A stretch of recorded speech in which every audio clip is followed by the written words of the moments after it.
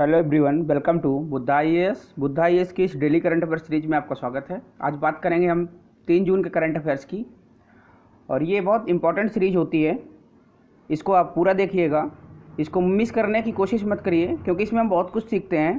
Current affair के साथ साथ इसमें हम साइड जीके भी सीखते हैं, बहुत सारे जो रिलेटेड क्वेश्चन होते हैं। एक क्वेश्चन की जगह इसमें आपको 4 क्वेश्चन सीखने को मिलते हैं। इसमें से जितने भी रिलेटेड ऑप्शन होते हैं उनके बारे में यहाँ पे बताया जाता है। तो शुरू करते हैं आज का करंट अफेयर्स। निम्नलिखित में से कौन सा सही है? ऑप्शन है कांगड़ा चित्रों के में फूलों के पौधों और हरियाली दिखाई देती है। राजपूत चित्रों ने उस समय के सामाजिक मूल्यों पर टिप्पणी की। क्योंकि उस समय कांगड़ा और राजपूत समकालीन थे, तो राजपूतों ने उसमें अपना प्रतिषेध व्यक्त किया था और इसका तो सही आंसर हो जाएगा, ये दोनों सही हैं। क्योंकि उन्होंने इसका विरोध किया और क्योंकि कांगड़ा चित्रों में फूलों और हरियाली दिखाई देती है लेकिन ऐसा इसका कोई मूल्य नहीं है। ब्रिटेन में भारत का उच्चायुक्त किसे नियुक्त किया गया है? गायत्री कुमार, रुचि घनश्याम, विक्रम मिश्री और दीपक मित्तल।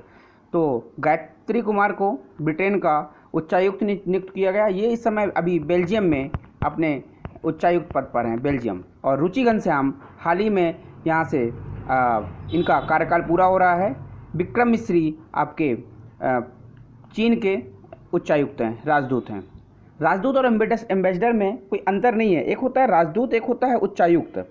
जो कॉमनवेल्थ और नॉन कॉमनवेल्थ गेम की जब हम बात करते हैं तो एक जगह यूज किया जाता है एम्बेसडर। जो नॉन कॉमनवेल्थ में होते हैं वहाँ हम यूज करते हैं एम्बेसडर, और जो कॉमनवेल्थ कंट्रीज़ में होते हैं उन्हें हम यूज करते हैं उनके लिए हाई कमिश्नर या उच्चायुक्त।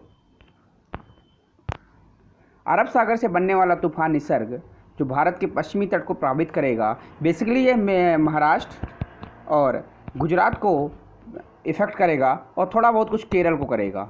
ये अरब सागर से बनने वाला है। एक क्वेश्चन ये भी है कि ये कहाँ से बनेगा, तो ये अरब सागर से बनेगा। इसका नाम किसने दिया? इसका नाम दिया बांग्लादेश ने। और बांग्लादेश इससे पहले भी कई नाम दे चुका है।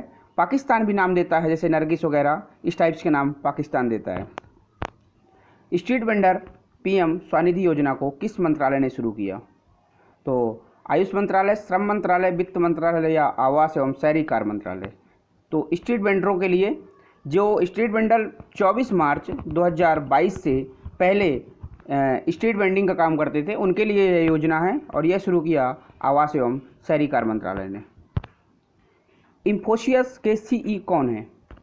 चर्चा में रहे इन्फोसिस के सीईओ क्योंकि इनके सैलरी में अभी थोड़ा सा वृद्धि, अभी इनकी सैलरी में 39% की वृद्धि हुई है पैकेज में। तो ये हैं सलिल पारेख और इसके चेयरमैन हैं नंदन नीलकणी।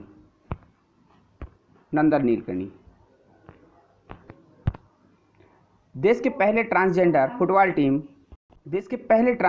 फुटबॉल टीम की स्थापना कहाँ की गई? तो इसका सही आंसर हो जाएगा इम्फाल। त्रिशूर पूरम त्यौहार किस राज्य का है?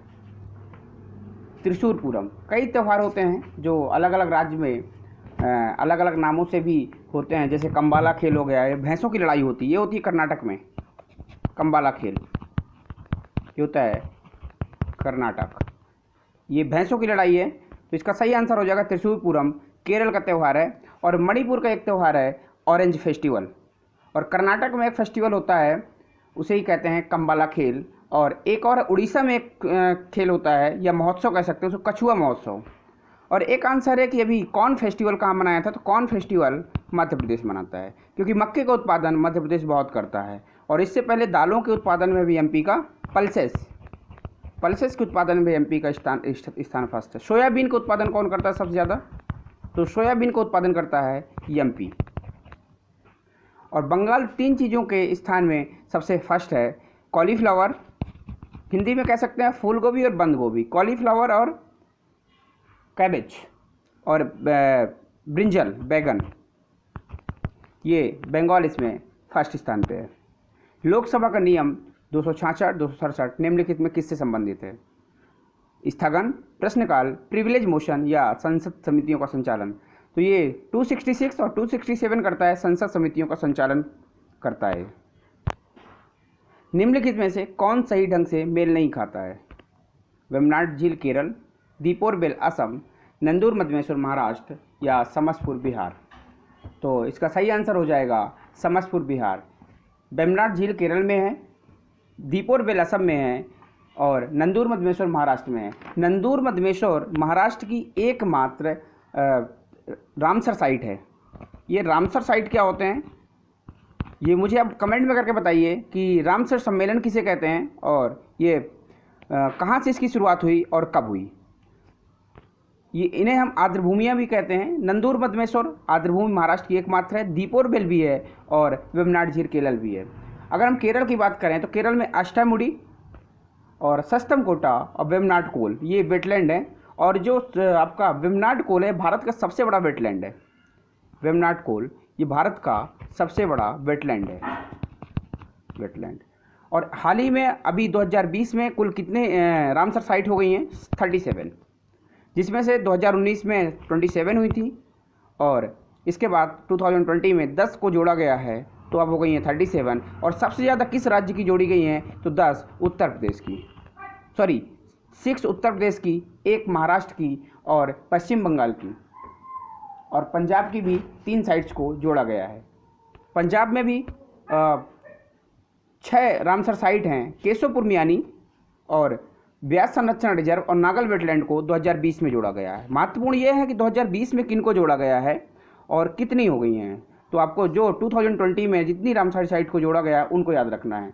सबसे ज़्यादा इंपॉर्टेंट है जो यूपी में 6 रामसर साइट जोड़ा गया है, नवाबगंज पक्षी अभ्यारण्य, पार्वती आगरा पक्षी अभ्यारण्य, समन पक्षी अभ्यारण्य, समसपुर पक्षी अभ्यारण्य और साड़ी पक्षी अभ्यारण्य और सरसाई नवार झील। इससे पहले यूपी में एक ही हुआ करती थी, ऊपरी गंगा नदी, जो ब्रिज घाट से नौरा तक है,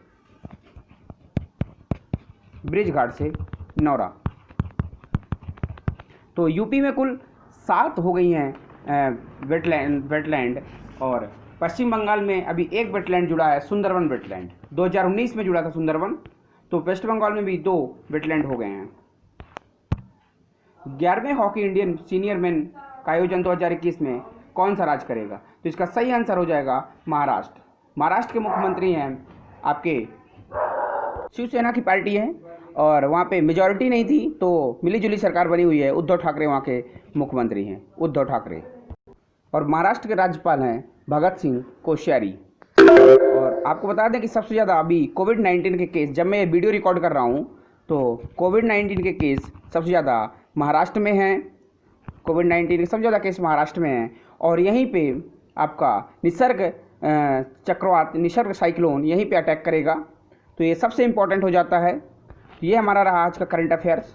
और अगर आपने अभी तक इसको सब्सक्राइब नहीं किया है तो आप इसको सब्सक्राइब कर सकते हैं और मुझसे जुड़ने के लिए आप इस सोशल मीडिया में फॉलो कर सकते हैं। हमारा PDF लेने के लिए आप हमें टेलीग्राम में फॉलो कर सकते हैं, टायरलेस और ऑफिशियल मुझे इंस्टाग्राम में फॉलो कर सकते हैं और फेसबुक पेज में मुझे फॉलो कर सकते हैं।